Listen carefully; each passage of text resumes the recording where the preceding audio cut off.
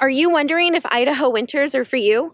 In this video, I'm not just going to teach you how to survive, but thrive and maybe even fall in love with the winters here in Idaho. So let's get after it right now.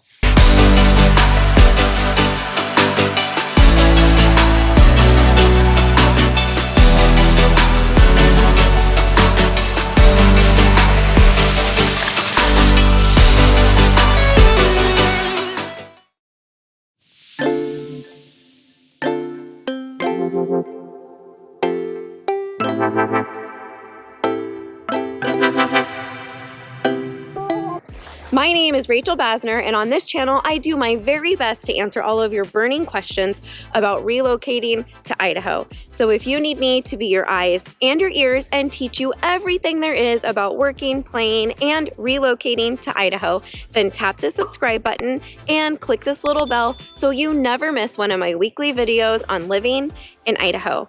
I'm a licensed realtor and local investor here. I get people reaching out to me days, nights, and weekends, and I absolutely love it. If you need any help relocating here or have any questions, don't hesitate. Give me a call, shoot me a text, or write me an email. With no further ado, my winter weather tips. The number one question people ask me when they're considering relocating to Idaho is, "Hey Rach, what is the winter like there? Am I going to be able to order Uber Eats on snow days, or will the roads be totally shut down? Is my kid going to miss a ton of school? Can I get to work on time? Is the car I own right now going to work there, or do I need to buy a new car too?" And I understand if you've ever lived somewhere where the winters are really harsh, or you've never lived somewhere with 4 seasons at all, or you've never been here in the winter, that you might be a little nervous about relocating here and you're not sure if the winters in Idaho are something for you or not. Here in the Treasure Valley, we are so blessed to have 4 mild seasons. So we do have a true summer, spring, winter, and fall. Our winters do see snow, and the snow never really sticks on the ground for too long, and it's never so bad that you get snowed in.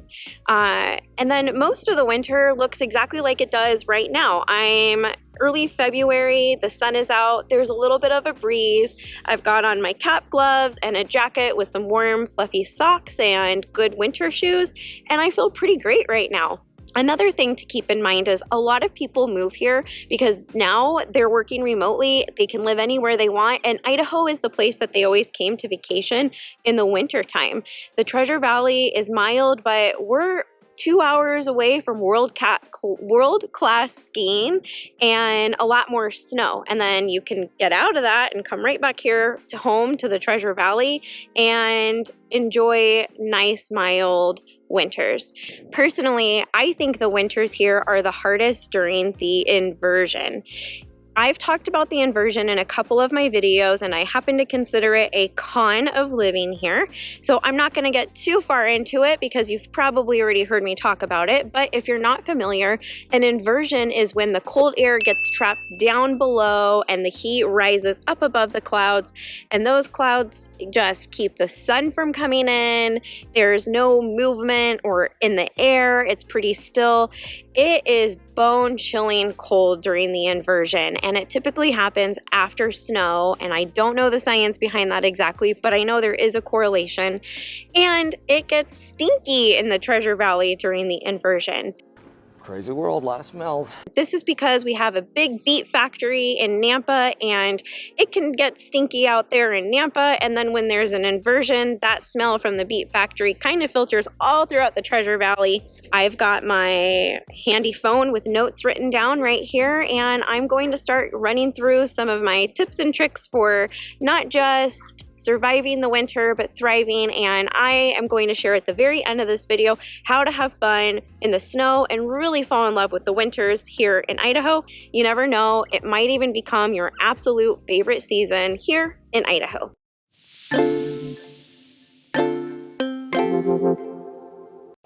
What will the road conditions be like for you here in the wintertime? Well, here in the Treasure Valley, we take a lot of pride in how well our roads are maintained, and the wintertime is no different. You can expect in the winter in the cities or in the more populated suburb areas that the main roads are going to be maintained for you. So that is super nice. But if you are someone that is looking to relocate here and you're going to be homesteading, for example, or living out in the country, or you just want to be right outside the suburbs, those main roads might not be maintained as quickly, if at all, as they are in the suburbs or the city. Now, it is common in some of the areas that are further out for people to get together and split the cost of having those roads maintained. Or a lot of times you'll have a farmer with a tractor and he'll get out in the morning and go plow some of your main roads down. So it's a team effort in some areas, but in general, if you're living in the suburbs or in the city, the roads, they do a really, really good job of clearing them off in the wintertime for you. Or if you just wait a few minutes longer than you normally do to leave your house, there's usually enough people who have gone out and onto those roads and driven enough that the snow's cleared out and you can feel pretty comfortable going out onto those main roads. Mr. Plow, that's my name, that name again is Mr. Plow. As a homeowner, there are areas where you are required to clear the snow off of the sidewalk yourself and off of your driveway. And this isn't necessarily just an HOA rule, it can be a city law as well. For example, in Eagle, there is a law that you're supposed to keep your sidewalks clear of snow and ice. I recommend getting up early when you see that snow coming down and shoveling it off right away. If you don't, even if it looks like it's nice fresh powder sitting on the top, underneath it's getting hard and ice is developing and it makes it a lot more difficult for you to scrape it off. A lot of people use salt on their walkways and on their driveway. If you're going to use salt, and the salt helps keep things from getting too slippery for you, if you're going to use salt, it can eat up your asphalt over time. So you'll want to seal your walkways and your driveway. For that, you can get a kit at Home Depot or Lowe's, Ace Hardware, or you can pay to have someone come out and seal off your driveway or your walkways for you. Another tip as a homeowner is blowing out your sprinklers at the end of the season when you are done watering your lawn. Before the first freeze, you want to make sure that there's no water in your sprinklers. And if you're buying a home and that season of blowing your sprinklers out has come and gone, we're going to want proof from the previous homeowners that they had that service done. If you don't blow your sprinklers out, the pipes could freeze and crack and you'll end up with a situation where you've got a leak and it's just pretty nasty. Almost every time that someone's asking me about the winter here, they are more than likely going to follow up with, well, what about my car? I have a Honda Civic, a Toyota Corolla. Is this going to work in the Treasure Valley? And my answer to people is I would be most comfortable recommending at least an all-wheel drive. It does snow, there is ice, and I've seen with the increased population, increased car accidents here in the winter. People aren't really acclimated to driving in the snow or on the ice, or they don't have the all-wheel drive, and it's a real thing. It is different driving in the snow and on the ice, so I do recommend an all-wheel drive. If you can't get an all-wheel drive right away, you can purchase tires for the winter that will help you handle the snow and the ice. I wouldn't recommend heading up into the mountains unless you have an all-wheel drive or a four-wheel drive. Obviously, if you've got a four-wheel drive, that will get you around town just fine, but I do recommend that. And I also recommend, if you've never drove on the snow or ice before, when you move out here or before coming out here, take a class. Don't learn while you're out in the snow driving amongst other people. Learn ahead of time. There are some tricks and tips that come in really handy when you are driving here in the winter. So that leads me right into having a emergency kit in your car. I always keep some extra things in my car in the winter, and they have saved me and my kids more than once. And those things include warm gloves for yourself, your children, and any friends of your kids that you might end up bringing home. I always like to keep extras for them in my car too. I always keep some extra winter caps like the one I'm wearing. I find that when it's windy outside, having your head and ears covered makes all the difference in the world. I keep some warm socks in my car, and then I also have some emergency blankets in there. And absolute number one must have all the time, you need to own a ice scraper with a brush on the end. Costco always has some really great ones right at the start of the season that are pretty big, and you can break them down small so they don't take a lot of room in your car. And with those, you can scrape ice off your window and then brush the snow off of your windshield. Super, super important. You don't want to just brush the snow off the windshield. You want to get it off the top of your vehicle as well, especially if it's been sitting in your driveway overnight. You never know if there's ice under that snow or not. And well, I mean, it's not safe to blow snow onto the car behind you, but you definitely don't want ice shooting off and flying into someone's windshield. People get hurt very badly that way. So definitely you want to have an ice scraper and that brush handy in your car. And like I said, I recommend having some extra winter gear in there along with those blankets, and you should be pretty good to go with your kit. I've even seen, I know a college student whose mom packed like an emergency down blanket in their car, which was pretty cool and pretty fancy.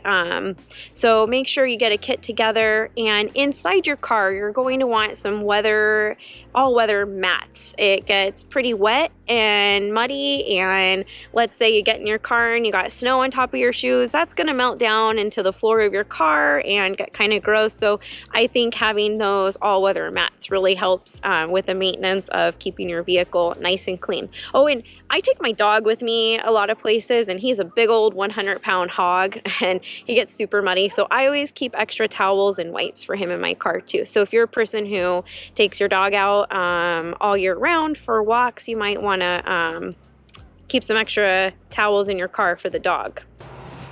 People often ask me if they need a snowblower, and my answer to that is why not? They're way fun and it makes your life a lot more simple and easier. So why not get a snowblower? Do you need it? A shovel, a snow shovel always works, but a snowblower is a blast. And to one up that, if you really want to have a blast, it's very common out here to purchase a four-wheeler. A lot of people like to ride around downtown Eagle and downtown Star with them, pack their kids in there and take it to go out for the parade or any other community event, farmers market.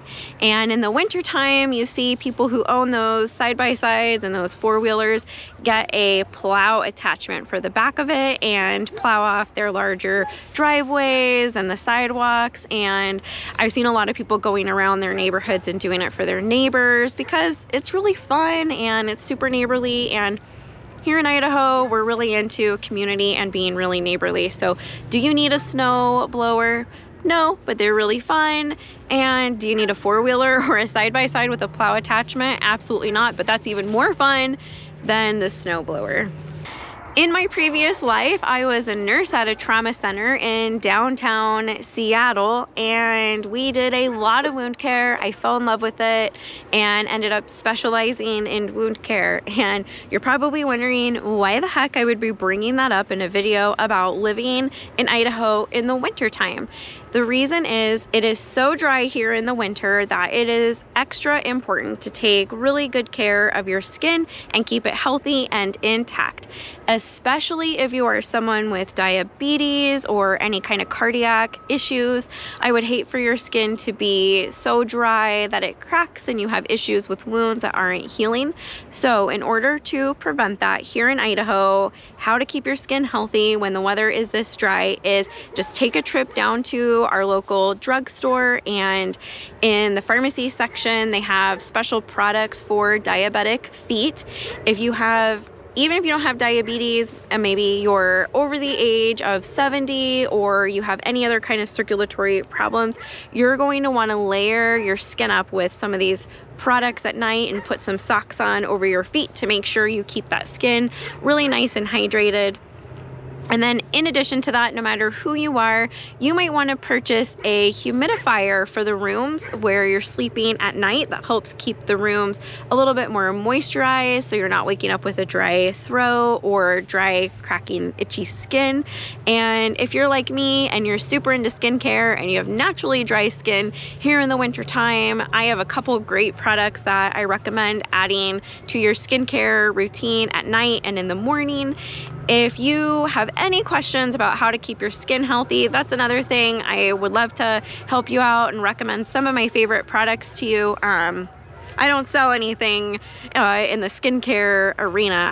I love skin, love talking about skin, and I want to make sure that you can stay healthy when you're here in the winter.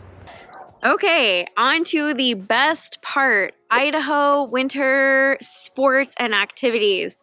You guys, people used to just come here for vacation in the winter, and now they know they can decide where they want to live, and so they are deciding to come move to Idaho so that they can enjoy those winter activities all winter long. We've got world-class skiing, world-class snowboarding, snowmobiling. You can go snowshoeing, sledding, tubing. You can build a snowman, whatever it is. We've got all the best outdoor winter activities for you. Pro tip, if you are wanting to get involved in the outdoor activities and you don't have the proper gear, don't buy it where you are. Wait until you move to Idaho. It's so common here and that it's so much more affordable. And there's a ton of stores that specialize in selling lightly used outdoor gear. Everything from your snow boots and ski pants to the skis you need to hit the slopes. If you're learning or you just want to try it out, you can always rent your gear too and see if it's something that you enjoy and you do want to invest in your own things. There are so many resources and clubs and lessons available to help you get acclimated and figure out what you really like and get good at it. I recommend if you are going to buy a ski pass and start being a frequent Bogus Basin skier or snowboarder, you buy that pass President's Day sale. It's much less expensive and you can use it the remaining season as well as the entire next season. And it is absolutely incredible because Bogus Basin is so close. You can get off work and head up there. They have night skiing and you can ski and watch the sunset and see the Treasure Valley. And it's one of those experiences where you're just reminded of how amazing God, our creator is.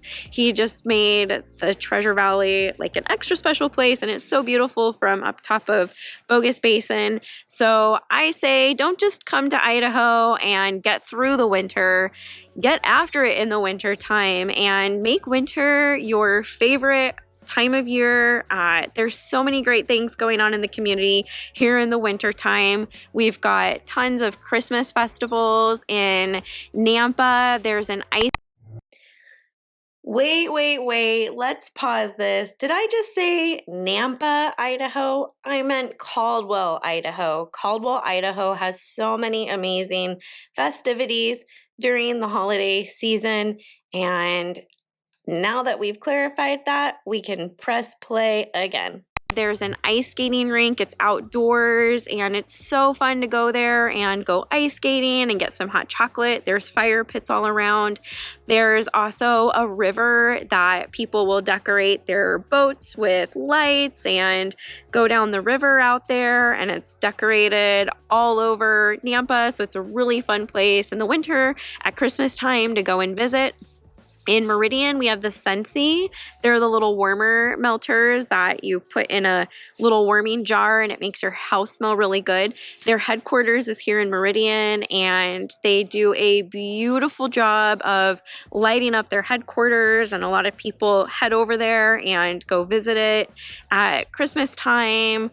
Our gardens in downtown Boise also have Santa and his elves come, and you can go see Santa and his elves there, and the entire garden is decked out with lights. It is so magical here in the winter time. You can head up to McCall and go do sleigh rides. I mean, You name it, it's here. Ice fishing, if you're interested in ice fishing, my stepdad is a big time ice fisher. He absolutely loves it. My husband hates it, so that's just kind of another one of those things. I think it's a bucket list item. You definitely want to check it out, see if you like it, and if you want to get involved. Again, there's so many resources and so much available for you. I think you're really going to learn to love the winter here in Idaho. Well, if you made it this far in my video, I want to say thank you for supporting me and my channel. I hope you learned so much about living in Idaho in the wintertime, and I hope even more that you are excited to live in Idaho here in the winter. It's just a blast. If you haven't already, don't forget to subscribe to my channel and click this little bell so you're notified whenever a new video comes out. If you have questions or comments that you think other people might have, don't hesitate to leave those in the comment section below, because I guarantee other people are wondering the exact same thing as you. And again, I'm a licensed realtor and local investor here. If you need any help relocating here or you have any questions, don't hesitate to give me a call, shoot me a text, or write me an email. Until the next video, be blessed.